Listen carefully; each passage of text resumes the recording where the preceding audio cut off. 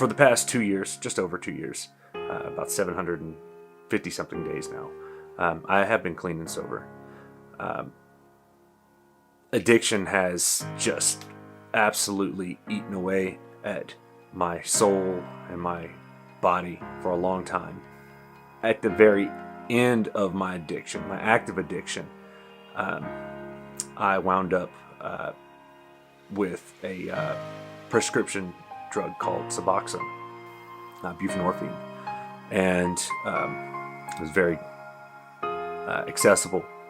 It was an amazing high, and I loved it. If all we were doing was dispensing the drug that is blocking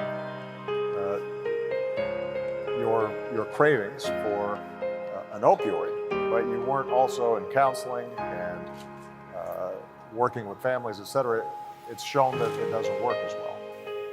I was on the brink of losing everything: my company, my family, my everything. And my wife gave me no choice. Went and got cleaned up, did some rehab, and soul searched for a long time. And I needed an outlet. And it wasn't music anymore. It wasn't really writing very much, but it was through a lens that I feel that I find myself again. And a few short projects here and there. But today I bring you Subculture. This is a journey that I've been on personally, emotionally, physically, and now professionally. A strong team of like-minded individuals and myself have worked for months, and by the time this is in completion, probably a year better. And I hope that I make it out on the other side still clean and sober. Nobody is safe from this epidemic that threatens young and old, rich and poor, urban and rural communities. Everybody is threatened. Drug overdose is now the leading cause of accidental death in the United States, and opioid overdose deaths have nearly quadrupled since 1999. It is a problem the likes of which we have not seen. But what is to follow, what you'll see in this project, is the pros and the cons, and the hurt and the pain and the joy and the tears, both good and bad, of what this miracle drug, Suboxone, can do to somebody and families. So the problem is that people who have this disease, they don't really understand that they have this disease.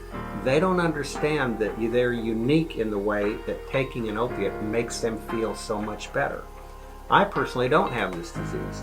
So if I take an opiate, I really don't have much of an effect from it. If I've got a broken arm, it will certainly help with the pain. But if I don't, I may not be able to tell that I've taken it at all, except it might make me a little sleepy. But you can essentially ask someone who has this disease 2 questions and tell if they have it. Number 1 is, do they remember the first pain pill they ever took? Because it's frequently a life-changing event for them. And the second thing is, does it give you energy?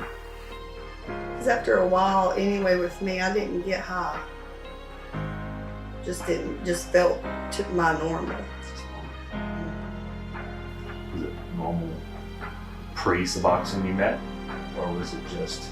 No, just normal. That's it. Do you feel it made you Just talk? my normal right then. Did it make you talkative? It definitely gave me energy to get my stuff done. Absolutely. And that was one of my main attractions to an opiate, period, or a Suboxone. Do you feel that as you are in your active use of Suboxone, prescribed as normal by your doctor,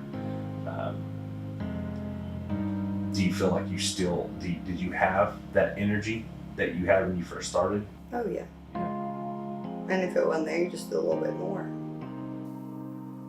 The stories from the people that are walking with addiction and out of it, like myself, and how we cope and how we navigate in and around this Suboxone culture is what the root of this whole thing is. And maybe at the end of this, my personal hope is that you can decide for yourself. Is this a good thing, a bad thing?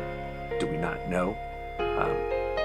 As I sit here and still pre-production, and as somebody who has had negative run-ins with the drug, I see that it has a lot of good too. So this is just as much of a journey for me as well. So I hope you enjoy. I hope you listen. I hope you think. And I hope you enjoy this project as much as we are bringing it to you. Thank you.